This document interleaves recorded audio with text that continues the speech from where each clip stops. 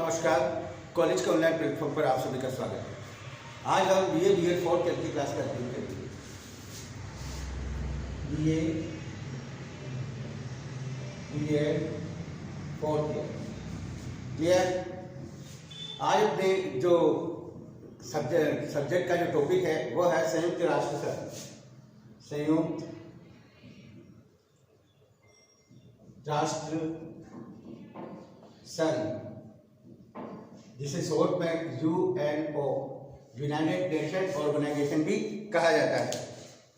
संयुक्त राष्ट्र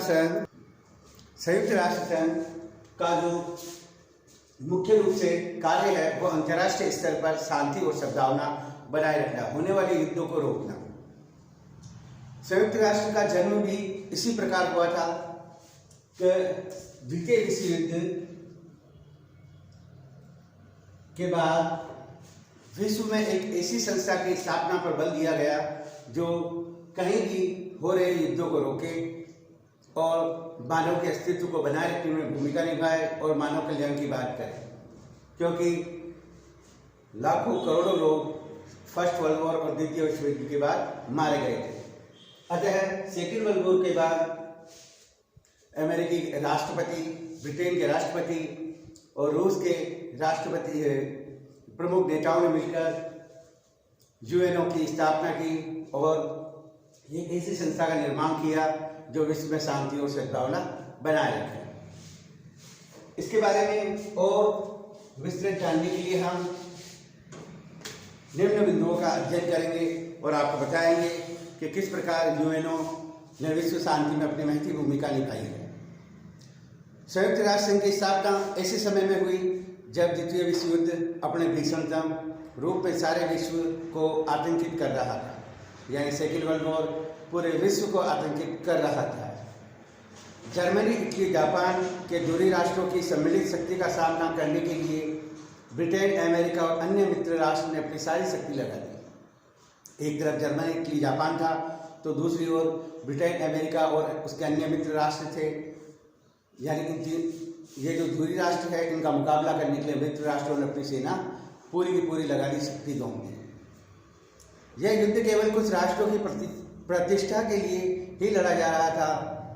दूरी राष्ट्रों की बढ़ी हुई सैनिक शक्ति वास्तव में प्रजातंत्र और मानव अधिकारों के लिए संकट का संकेत कर रही थी, यानी ये जो दूरी राष्ट्र है इनकी जो बढ़ी हुई सैनिक शक्ति है वो मानव के कल्याण के लिए अच्छी नहीं थी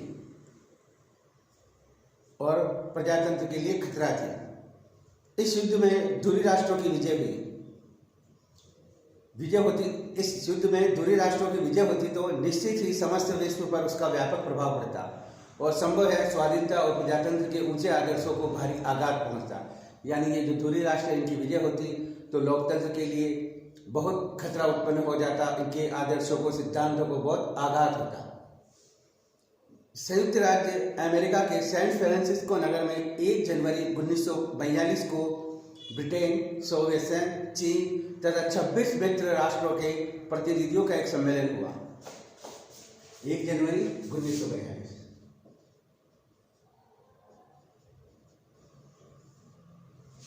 26 मित्र राष्ट्रों के प्रतिनिधियों का एक सम्मेलन हुआ। इस सम्मेलन में ऐसी व्यवस्था बनाने की बात कही तो विश्व में शांति और सुरक्षा बनाए रखे, इसके लिए एक संगठन का यह पहली सोच थी। इसमें निर्णय हुआ कि ये राष्ट्र सम्मिलित होकर दूरी राष्ट्रों का सामना करेंगे।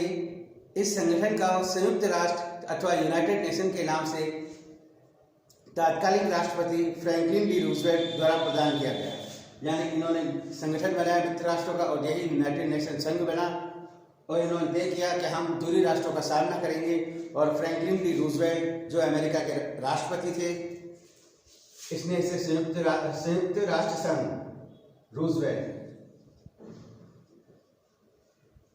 या राष्ट्र संघ कहा, यूएन, संयुक्त राष्ट्र या यूनाइटेड नेशन नाम दिया। 1 जनवरी 1945 को आगे चलकर जब सैन फ्रांसिस्को में संयुक्त राष्ट्र संघ का सम्मेलन हुआ तो इसके सदस्यों की संख्या 50 हो चुकी थी, यानी 26 से बढ़कर इसकी संख्या 50 हो चुकी थी। इस सम्मेलन में संयुक्त राष्ट्र के घोषणा पत्र प्रस्तावना और अनुच्छेद 111 एक साथ अंतिम रूप दे दिया गया, यानी इसका एक संविधान बना, घोषणा पत्र हुआ जिसे अंतिम रूप दिया गया। और संयुक्त राष्ट्र की औपचारिक स्थापना उसके अस्थायी मुख्यालय अमेरिका में हुई। अधिकार पत्र पर 50 राष्ट्र के प्रतिनिधियों ने हस्ताक्षर किए, यानी 50 देशों ने घोषणा पत्र पर हस्ताक्षर किए।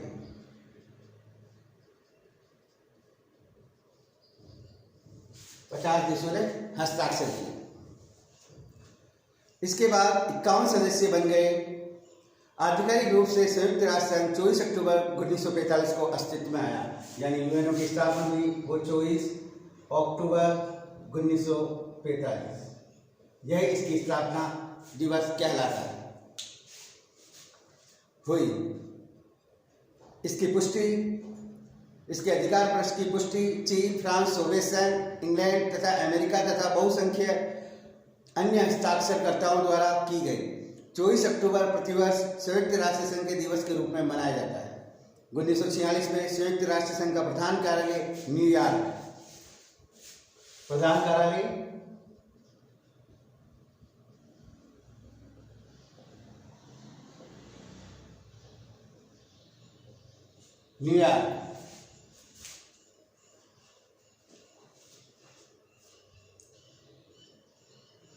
न्यूयॉर्क में है और इसके सदस्यों की वर्तमान संख्या 193 या इससे अधिक हो सकती है, यानी वर्तमान में इनकी सदस्य संख्या 193।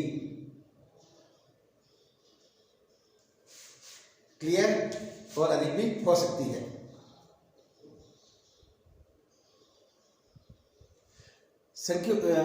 इसके सदस्य संख्या देखते हुए अब यह कहा जा सकता है कि प्रायोजकों की कल्पना के अनुरूप संयुक्त राष्ट्र सहज रूप से सार्वभौमिक अंतर्राष्ट्रीय संगठन बन गया है। आज संयुक्त राष्ट्र, उसके 17 विशेष अभिकरण और 14 मुख्य कार्यक्रम और निधियां विश्व के किसी भी कोने में प्राय सभी मानव से संबद्ध है।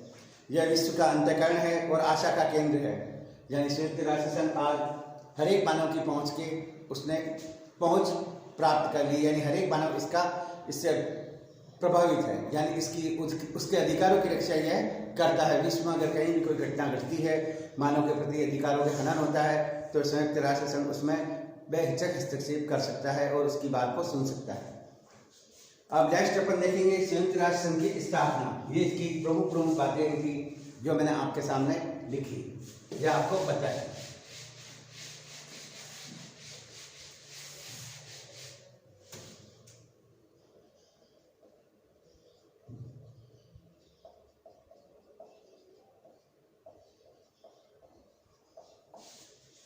चौबीस अक्टूबर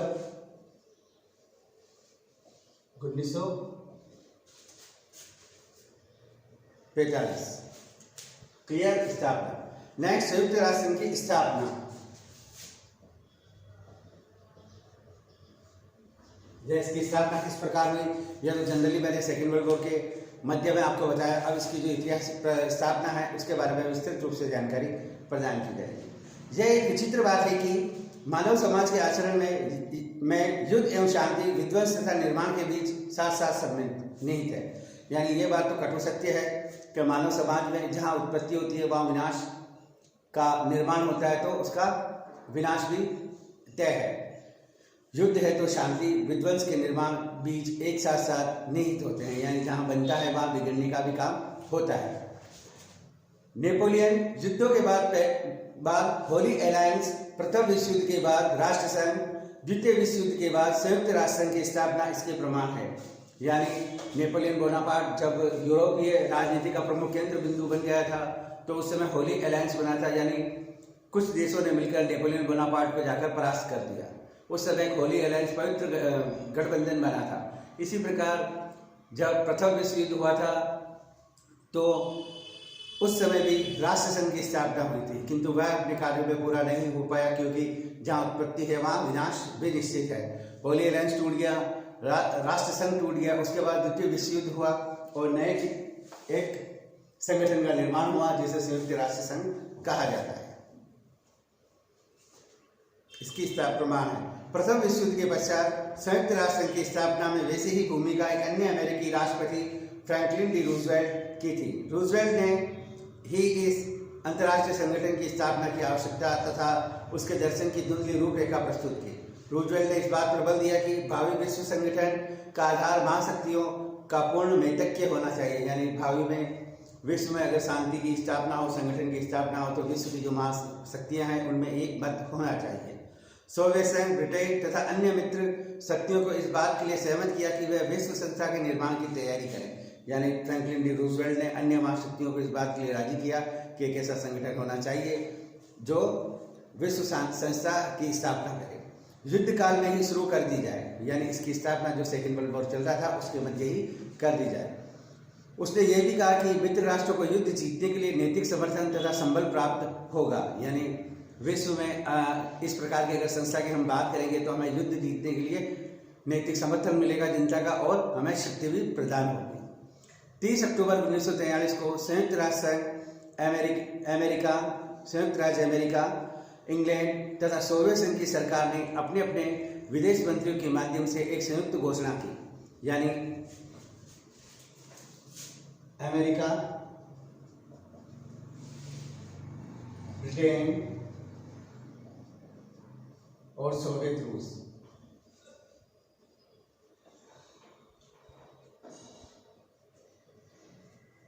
इन तीनों के विदेश मंत्रियों ने एक संयुक्त घोषणा की और कहा गया कि जितनी जल्दी संभव हो सके एक अंतर्राष्ट्रीय संगठन की स्थापना की आवश्यकता महसूस करते हैं। यह संगठन सभी शांतिप्रिय राष्ट्रों की संप्रभुता पर आधारित होगा, यानी सभी जो शांतिप्रिय देश है उनकी संप्रभुता, यानी वो अपना अस्तित्व बनाए रखेंगे, उस पर आधारित होगा। ऐसे सभी छोटे बड़े राज्य इसके सदस्य बन सकेंगे, यानी कोई भी राष्ट्र है जो संप्रभु है इसका सदस्य बन सकेगा। इसका उद्देश्य होगा अंतर्राष्ट्रीय शांति और सुरक्षा कायम करना, यानी इसका जो उद्देश्य है शांति और सुरक्षा कायम करना। शांति और सुरक्षा दो मुख्य उद्देश्यों को लेकर यह लोग चले थे। संयुक्त राष्ट्र संघ के निर्माण के संबंध में आगे विचार करने के लिए ईरान की राजधानी तेहरान में एक महत्वपूर्ण सम्मेलन हुआ। राष्ट्रपति रूजवेल्ट एवं मार्शल स्टालिन प्रथम बार आपस में मिले, यानी रूस के स्टालिन और अमेरिका के रूजवेल्ट ईरान की राजधानी तेहरान में मिले। सब राष्ट्रों के सहयोग से विश्व में शांति स्थापित करने की संभावना को दोहराया गया। उनका विश्वास था कि संयुक्त राष्ट्र के निर्माण के बाद संसार का प्रत्येक व्यक्ति सुखी और स्वतंत्र जीवन यापन कर सकेगा। संयुक्त राष्ट्र संघ की रूपरेखा का निर्माण करने के लिए बड़े बड़े राष्ट्रों के प्रतिनिधियों का सम्मेलन 21 अगस्त 1944 को वाशिंगटन के डम्बर्टन ऑक्स भवन में आयोजित किया गया, यानी वाशिंगटन में इसका एक प्रमुख 1944 में अधिवेशन हुआ। 7 अक्टूबर 1944 तक चला। इस सम्मेलन में यह स्वीकार किया गया कि संयुक्त राष्ट्र का कार्यक्षेत्र केवल अंतर्राष्ट्रीय शांति और सुरक्षा बनाए रखने तक ही सीमित नहीं रहेगा, यानी 1944 में जो डम्बर्टन ऑक्स में सम्मेलन हुआ था इसमें यह बात स्पष्ट रूप से कहती है कि हम सिर्फ शांति और सुरक्षा ही नहीं बनाएंगे बल्कि उसका कार्य आर्थिक, सामाजिक और अंतर्राष्ट्रीय स्तर पर सहयोग देने की भी बात इसमें प्रस्तावित की गई, यानी अंतर्राष्ट्रीय स्तर पर सामाजिक, धार्मिक, आर्थिक जो भी सहयोग दे सकते हैं वो भी बात इसमें जोड़ दी गई, बढ़ावा दिया। प्रस्ताव विश्व संगठन के संदर्भ में सोवियत संघ का दृष्टिकोण यह था कि संयुक्त राष्ट्र संघ में बड़ी शक्तियां की प्रभावशाली और निर्णायक भूमिका के स्पष्ट रूप से स्वीकार कर लिया जाए, यानी सोवियत रूस ने ये बात कही थी, सोवियत संघ ने ये बात कही थी कि बड़ी बड़ी जो महाशक्तियां हैं उनको निर्णय करने का अधिकार भी पूरा का पूरा होना चाहिए। सोवियत संघ का विचार था कि वाद विवाद करने वाली सभाओं में छोटे छोटे राष्ट्रों को भी सम्मान अधिकार दिए जा सकते हैं, यानी जो छोटे छोटे देश है वो अपने अगर कोई बात करें तो उनको भी पूरा का पूरा वही सम्मान मिलना चाहिए। उसने इस बात पर जोर दिया कि शांति और सुरक्षा के क्षेत्र में भी संपूर्ण निर्णय के लिए बड़ी महाशक्तियों का एक मत होना आवश्यक है, यानी सोवियत संघ ने यह भी कहा कि जो भी अंतर्राष्ट्रीय स्तर पर अगर कोई फैसला ले तो सभी जो बड़ी बड़ी महाशक्तियां हैं रूस, चीन, ब्रिटेन, अमेरिका, फ्रांस, इन वह एक साथ एक मत होनी भी चाहिए। डम्बर्टन ऑक्स प्रस्ताव में एक ऐसा अंतर्राष्ट्रीय संगठन की कल्पना की गई जिसमें पुराने राष्ट्र संघ के बहुत से तत्व आ जाते हैं, यानी पिछला जो प्रथम विश्व युद्ध के बाद राष्ट्र संघ बना था उसके भी बहुत से तत्व इसमें आ जाते हैं। पर साथ ही उसमें कुछ ऐसे विचारों का समावेश भी था जिनमें राष्ट्र संघ की त्रुटियों से सबक लिया गया, यानी उसकी जो गलतियां थी उससे सबक लेकर इसमें वह गलतियां न दोहराने की बात कही गई थी। यहाँ पर राष्ट्र संघ की अपेक्षा आर्थिक एवं सामाजिक सहयोग को अधिक बढ़ावा दिया गया था। इस सम्मेलन में संयुक्त राष्ट्र संघ के प्रमुख अंग महासभा, सुरक्षा परिषद, सचिवालय, अंतर्राष्ट्रीय न्यायालय के संबंध में निर्णय लिया गया।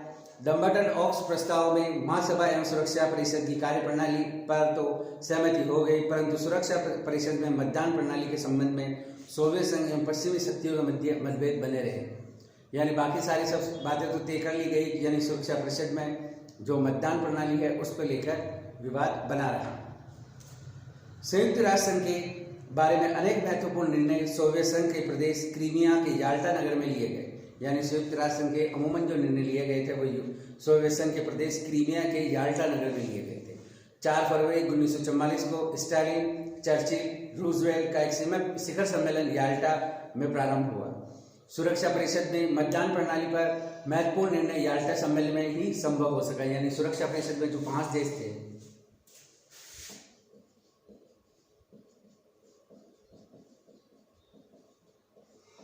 थे, रूस या सोवियत संघ, अमेरिका, ब्रिटेन, फ्रांस, चीन। इसमें जो मतदान से संबंधित अगर कोई निर्णय लेना था तो उसमें किस प्रकार का निर्णय किया जाए, इसमें यह तय किया गया। डम्बर्टन ऑक्स में कल्पना की गई। याल्टा सम्मेलन में इसकी बात पे सहमति बनी गई। अमेरिका ने 5 मार्च 1945 को सोवियत संघ, ब्रिटेन, चीन गणतंत्र की ओर से याल्टा सम्मेलन के निर्णय के अनुसार 51 अन्य राष्ट्रों को आमंत्रित किया। अमेरिका के सैन फ्रांसिस्को नगर में एक नया अधिकार पत्र चार्टर स्वीकार किया गया, जिसमें संयुक्त राष्ट्र संघ चार्टर कहा जाता है। चार्टर के अनुच्छेद 110 में यह कहा गया कि सोवियत संघ, फ्रांस, अमेरिका, चीन और शेष राज्यों के अधिकांश राज्यों की सरकारों द्वारा स्वीकृत प्रदान करने के उपरांत चार्टर लागू किया जाएगा। 24 अक्टूबर 1945 को यह शर्तें संपन्न हो गई। इस तिथि को संयुक्त राष्ट्र संघ का प्रादुर्भाव हुआ। 24 अक्टूबर 1945 को वाशिंगटन में यह निर्णय लिया गया और संयुक्त राष्ट्र संघ अस्तित्व में आया। संयुक्त राष्ट्र संघ के अब उद्देश्य जो पहले शांति और सुरक्षा थी उसको बढ़ा दिया गया था। अब वो किस प्रकार के उद्देश्य लेकर चले थे, इनके बारे में विस्तृत चर्चा और जारी रखेंगे।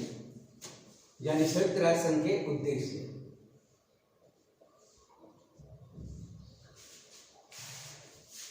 चार्टर के अनुसार जो बात कही गई थी 110 अनुच्छेद में चार्टर जोड़ा गया था, उसमें क्या बातें प्रमुख थी, क्या उद्देश्य थे, उनको बताइए। संयुक्त राष्ट्र संघ के 4 प्रमुख उद्देश्य हैं, यानी इसके 4 प्रमुख उद्देश्य हैं।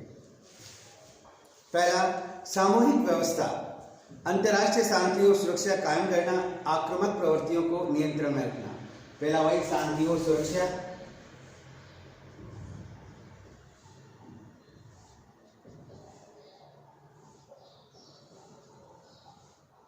और अंतर्राष्ट्रीय स्तर पर अगर आक्रामकता बढ़ रही है तो उसको रोकना। दूसरा, अंतर्राष्ट्रीय विवादों का शांतिपूर्ण समाधान। अंतर्राष्ट्रीय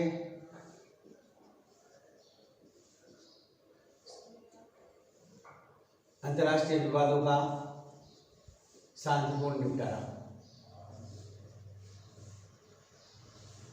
समाधान। क्लियर। अगला है राष्ट्र के आत्मनिर्णय और उपनिवेशवाद विघटन की प्रक्रिया को गति देना, यानी उपनिवेशवाद का अंत।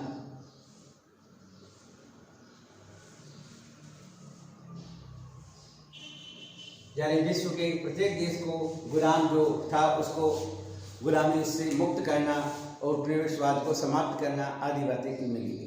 चौथा, सामाजिक, आर्थिक, सांस्कृतिक एवं मानवीय क्षेत्रों में अंतर्राष्ट्रीय सहयोग को प्रोत्साहित करना। सामाजिक, धार्मिक, आर्थिक,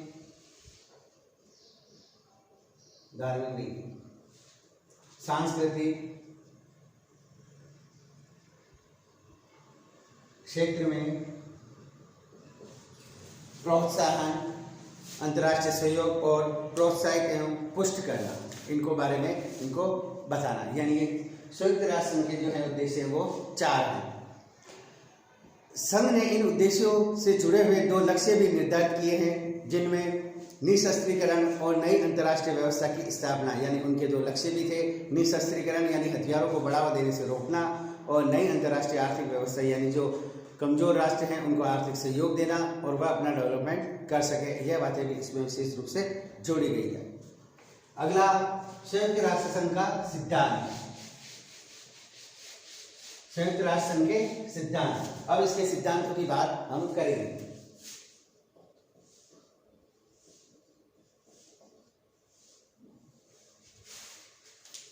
संयुक्त राष्ट्र संघ के चार्टर की धारा 2 में निम्नलिखित मौलिक सिद्धांत बताए गए हैं। यानी चार्टर की धारा 2, इसका जो संविधान या चार्टर है उसमें धारा 2 इसके सिद्धांतों की परिचर्चा की गई है।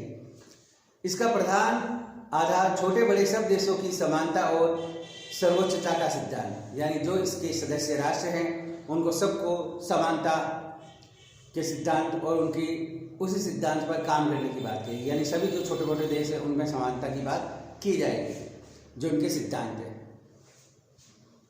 दूसरा, सब सदस्यों से आशा रखी जाती है कि चार्टर द्वारा उन पर लागू होने वाले दायित्वों का वह पूरी तरह ईमानदारी से पालन करेंगे। यानी दूसरा ये सिद्धांत है कि जिस जिन पर यह चार्टर लागू होता है वो पूरी तरह से ईमानदारी से कार्य करेंगे।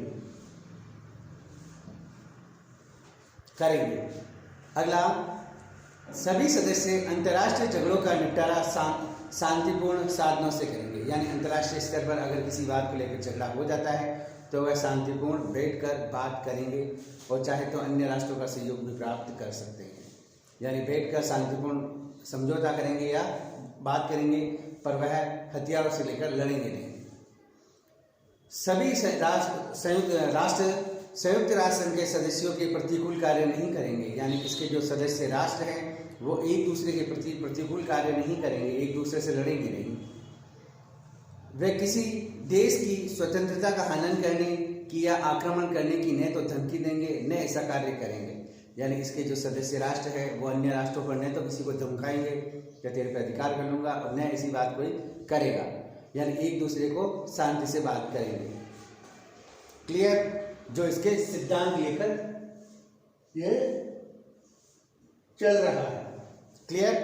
अगला, कोई भी देश चार्टर के प्रतिकूल काम करने वाले देश की सहायता नहीं करेगा। यानी किसी देश ने अगर चार्टर के विरुद्ध अगर कोई कार्य किया तो उसका सहयोग अन्य राष्ट्र नहीं करेंगे। ये बात भी इसमें तय की गई। अगला, संयुक्त राष्ट्र संघ इसका सदस्य न बनने वाले राज्यों से भी अंतर्राष्ट्रीय शांति और सुरक्षा बनाए रखने वाले सिद्धांत का पालन कराएगा। यानी संयुक्त राष्ट्र संघ के जो देश सदस्य नहीं हैं, तो संयुक्त राष्ट्र संघ के जो सदस्य राष्ट्र हैं वह उनसे भी शांतिपूर्ण कार्य करने के लिए बाध्य करेंगे उनको या काम करवाएंगे उनसे। अगला है, संयुक्त राष्ट्र संघ किसी भी देश के घरेलू मामले में हस्तक्षेप नहीं करेगा। यानी संयुक्त राष्ट्र संघ का ये भी एक सिद्धांत है कि वह किसी भी देश के अंदर अगर कोई बात हो रही है तो उसके बारे में वह, या झगड़ा हो रहा है तो उसके बारे में वह हस्तक्षेप नहीं करेगा।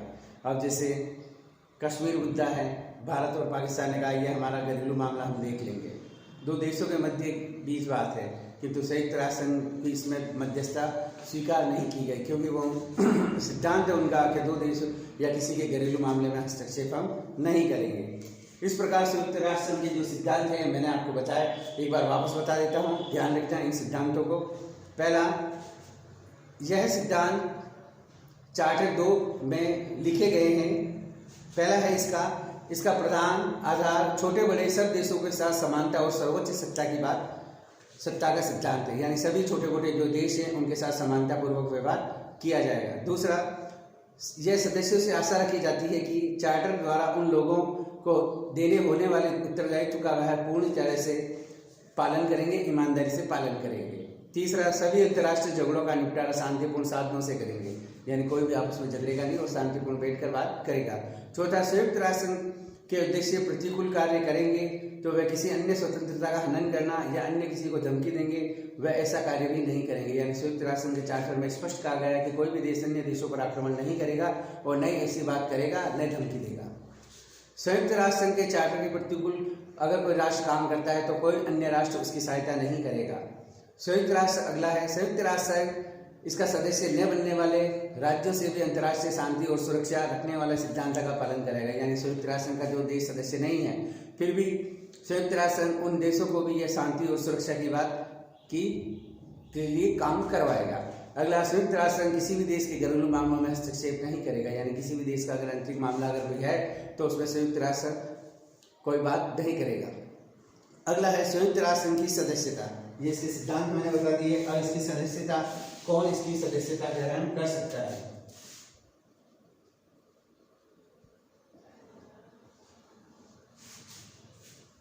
सदस्यता, संयुक्त राष्ट्र संघ के चार्टर में 2 प्रकार की सदस्यता का उल्लेख है। प्रथम, कुछ देश जो प्रारंभिक सदस्य हैं जिन्होंने 1 जनवरी 1942 को संयुक्त राष्ट्र संघ के घोषणा पत्र पर हस्ताक्षर किए थे। यानी इसके सदस्य 2 प्रकार के, पहले जो इसके घोषणा पत्र पर हस्ताक्षर किए थे या सैन फ्रांसिस्को में चार्टर पर हस्ताक्षर करके उसकी पुष्टि की थी। द्वितीय, संयुक्त राष्ट्र की सदस्यता उन सभी राष्ट्रों को भी उपलब्ध हो जाती है जो शांति प्रिय इस चार्टर में विश्वास रखते हैं। यानी पहले तो हस्ताक्षर किए थे और दूसरा जो इसमें विश्वास करता है। 2 प्रकार के सदस्य हैं और जो चार्टर में निर्धारित कर्तव्यों को स्वीकार करते हैं, जिनको यह संस्था इन कर्तव्यों का पालन करने के लिए उपयुक्त समझती है। महासभा के 2/3 बहुमत और सुरक्षा परिषद के 15 सदस्यों में से 9 इसे स्वीकृति दी गई। स्वीकृति में जिसमें 5 सदस्य आवश्यक संयुक्त राष्ट्र संघ में प्राप्त होती है। महासभा के निर्णय से पूर्व ही सुरक्षा परिषद की स्वीकृति आवश्यक होती है।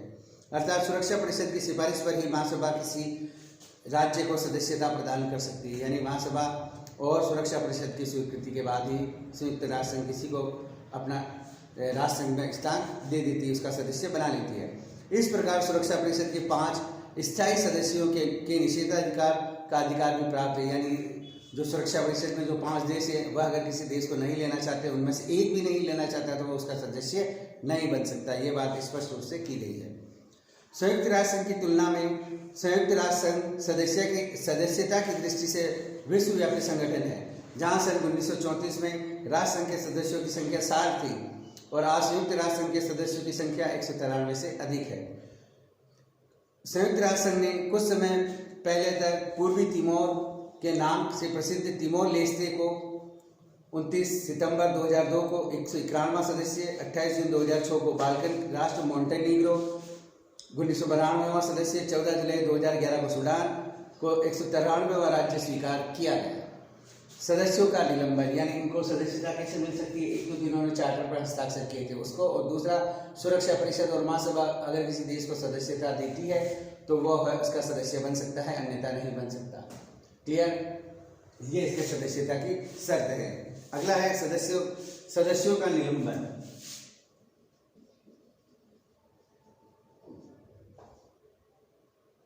यानी संयुक्त राष्ट्र संघ के जो सदस्य हैं उनका भी निलंबन किया जा सकता है, ऐसी व्यवस्था भी इसमें है।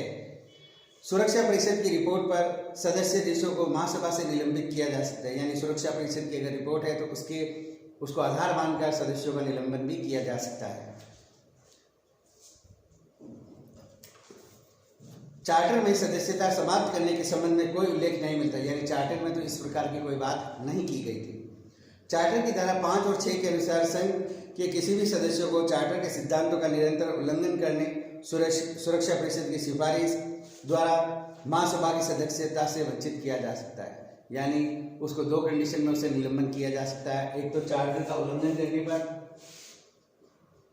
जो संयुक्त राष्ट्र संघ के जो चार्टर है उसका अगर वह देश निरंतर उल्लंघन कर रहा है तो उसका निलंबन कर दिया जाता है। दूसरा, सुरक्षा परिषद चाहे तो उसकी रिपोर्ट दे दे और उसका निलंबन किया जा सकता है।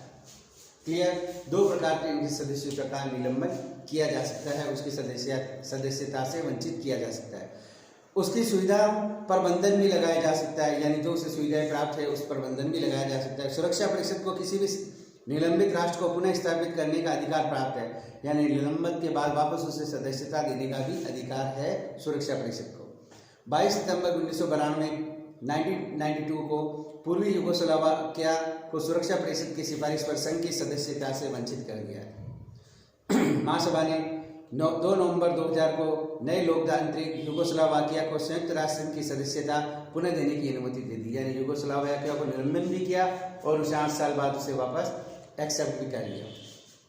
कंबोडिया में विधिवत निर्वाचित सरकार के गठन के पश्चात 7 दिसंबर 1998 को संयुक्त महासभा ने कंबोडिया सीट पर प्रतिनिधि का अधिकार नवगठित गठबंधन सरकार को प्रदान कर दिया। इस प्रकार उनके अधिकारों का भी चेंज कर दिया गया। अब नेक्स्ट सदस्यता का प्रत्याहरण।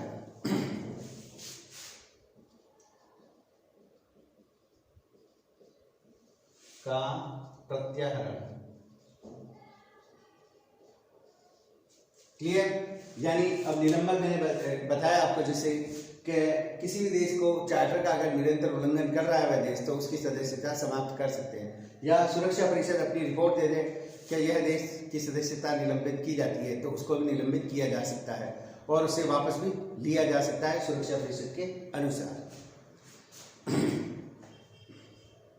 कोई इसका प्रत्याहरण या उसकी सदस्यता को छोड़ भी सकता है। संयुक्त राष्ट्र संघ की सदस्यता के प्रत्याहरण के संबंध में चार्टर मौन है। यह सदस्यों की सदस्यता के प्रत्याहार करने की न तो आज्ञा देता है न ही मना करता है, यानी कि अगर इसे छोड़ना चाहता है तो उसके लिए मना भी नहीं करता है, न ही ऐसी आज्ञा देता है।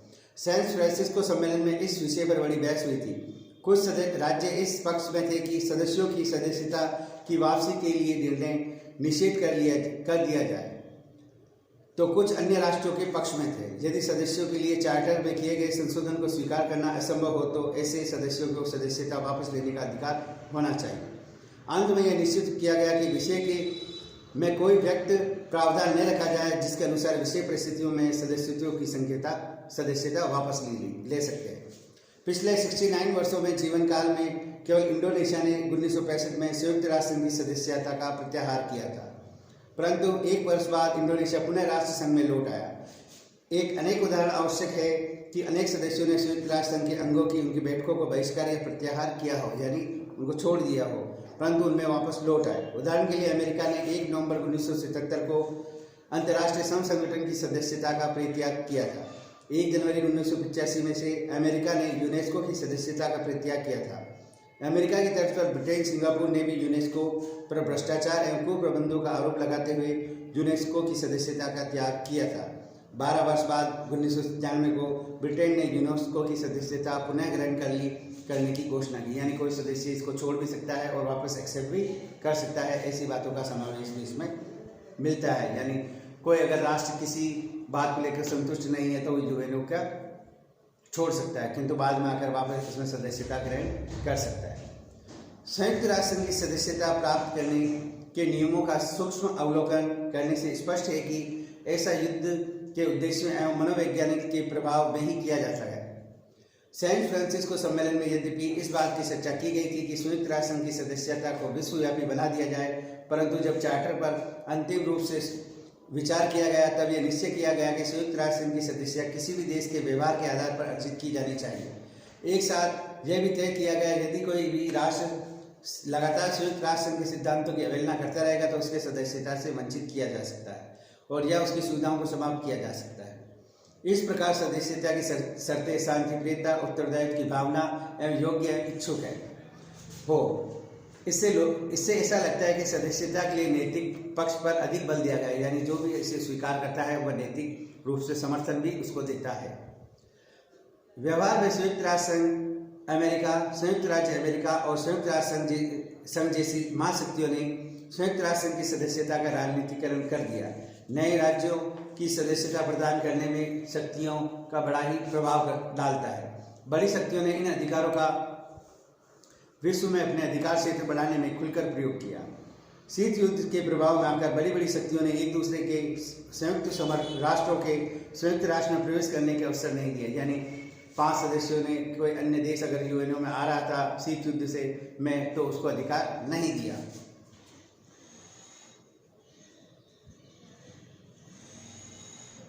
साम्राज्यवादी चीन ने 1949 से 1971 तक संयुक्त राष्ट्र संघ की सदस्यता केवल इस कारण प्राप्त नहीं कर सका अमेरिका उसका विरोध कर रहा था, यानी चीन को भी सदस्यता नहीं दी गई क्योंकि अमेरिका उसका विरोध कर रहा था। वहाँ पर साम्यवादी सरकार थी, परंतु अमेरिका के राष्ट्रीय एवं आर्थिक हितों ने मांग की तो विरोध करना बंद कर दिया और साम्यवादी चीन 1971 में संयुक्त राष्ट्र संघ का सदस्य बना। इनिस एल कुलाट के शब्दों में, नए राष्ट्रों को सदस्यता प्रदान करने के अतिरिक्त संयुक्त राष्ट्र के समक्ष ऐसा कोई भी प्रश्न नहीं आया जिसे शीत युद्ध ने इतना अधिक प्रभावित किया हो। यानी शीत युद्ध के समय यूएनओ में जो सदस्यता ग्रहण करने का जो विवाद हुए वो नहीं हुए जितने कि शीत युद्ध के समय हुए थे, जहां अमेरिका ने बहुमत के प्रयोग के आधार पर साम्यवादी राज्यों को राष्ट्र की सदस्यता से वंचित रखा। यानी जो साम्यवादी देश थे उनको सदस्यता से अमेरिका ने उन्हें वंचित रखा। सोवियत संघ ने वीटो का प्रयोग के आधार पर पश्चिमी समर्थक राज्यों को उनकी सदस्यता से वंचित रखा। वहीं रूस ने पश्चिमी जो पूंजीवादी समर्थक राष्ट्र से उनको दूर रखा। दोनों ने एक दूसरे के विरुद्ध वीटो का खूब खुलकर प्रयोग किया। संयुक्त राष्ट्र संघ की बढ़ती हुई सदस्य संख्या ने विश्व में अनेक महत्वपूर्ण परिणाम प्रस्तुत किए। क्षेत्रीय कानून, राजनीतिक प्रभाव में अंतर आ गया। यद्यपि पश्चिमी यूरोप राज्यों की संख्या बढ़ी थी, परंतु इसके साथ ही साम्यवादी शक्तियों का प्रभाव क्षेत्र भी सीमित रहा, विस्तृत हुआ। एशिया और अफ्रीका राष्ट्रों की सदस्य संख्या भी बढ़ गई। पश्चिमी राष्ट्रों के लिए महासभा में 2/3 मतों का संग्रहित करना अब इतना सरल कार्य नहीं रह गया। सोवियत संघ का विरोध करने के लिए अमेरिकी महासभा का अपनी इच्छा अनुसार उपयोग नहीं कर सकता था, क्योंकि सदस्य संख्या बढ़ गई थी महासभा में, तो अमेरिका इसका उपयोग नहीं कर सकता था। महासभा के सदस्य संख्या इतनी बढ़ गई कि उसमें अंतर्राष्ट्रीय समस्याओं के समाधान हेतु शांति और समझौते का मार्ग अधिक उपयोगी समझा जाने लगा। संयुक्त राष्ट्र संघ की सदस्यता को बढ़ाना इस बात का सबसे बड़ा प्रमाण है कि एशिया, अफ्रीका, लैटिन अमेरिका में अधिक से अधिक राष्ट्रों ने विकसित राष्ट्रों के संपर्क में आकर राजनीतिक, सामाजिक एवं आर्थिक प्रगति के साथ विश्व समानता का अनुभव करते हैं। महासभा के छोटे विकासशील राष्ट्रों ही बहुमत होता है, जिसके फलस्वरूप वे अपने हितों और विश्व संस्था को ध्यान आसानी से आकर्षित कर सकते हैं। संयुक्त राष्ट्र संघ के सदस्यों की बढ़ाने के लिए उसे प्रत्येक संगठन से अधिक प्रतिनिधित्व प्राप्त होने लगा। संयुक्त राष्ट्र संघ की सदस्य संख्या जिस गति से बढ़ रही है, इससे अनुभव होता है कि सदस्य संख्या विश्वव्यापी हो गई है। प्रत्येक स्वतंत्र राष्ट्र संयुक्त राष्ट्र संघ की सदस्यता प्राप्त करना चाहता है, प्रथम लक्ष्य समझता है। संभवतः संयुक्त राष्ट्र संघ की सदस्यता प्राप्त हो जाने पर बाद किसी भी राष्ट्र को सार्वभौमिकता का अनुभव प्राप्त होता है। यानी सदस्यता पर जो भी राष्ट्र अगर आज़ाद होता है तो वह सबसे पहले संयुक्त राष्ट्र संघ का सदस्य बनता है, जिससे उसे उसकी स्वतंत्रता, समानता और सार्वभौमिकता को स्वीकार कर लिया जाता है। आदि निम्न बातें हमने इसके बारे में जानी। चीन की सदस्यता के प्रश्न ने यह स्पष्ट कर दिया है कि सदस्यता का प्रश्न राजनीतिक प्रश्न है। लंबे समय तक अमेरिका ने चीन की साम्यवादी सरकार को मान्यता प्रदान नहीं की। राष्ट्रवादी चीन को ही चीन की वैध सरकार मानता रहा, जबकि कभी चीन की सदस्यता का प्रश्न सुरक्षा परिषद में उठता तो अमेरिका वीटो का प्रयोग करता। इस प्रकार 1971 तक चीन की साम्यवादी सरकार को संयुक्त राष्ट्र में प्रवेश का खुला और 1971 संयुक्त राष्ट्र महासभा सुरक्षा परिषद की सिफारिश पर एक प्रस्ताव पारित कर जनवादी चीन को संघ का सदस्य बना दिया। साथ ही चीन को प्रतिनिधि करने वाला फार्मोसा में राष्ट्रवादी चीन की सदस्यता से वंचित कर दिया। इस प्रकार संयुक्त राष्ट्र संघ ने निकाला जाने वाला देश साम्यवादी राष्ट्रवादी चीन है। सदस्यों का निष्कासन। चार्टर के अनुच्छेद 6 में यदि कोई सदस्य जानबूझकर चार्टर में लगातार बढ़ने सिद्धांतों का उल्लंघन करता है, सुरक्षा परिषद के सुझाव महासभा तथा संस्था से निकाला जा सकता है। क्लियर।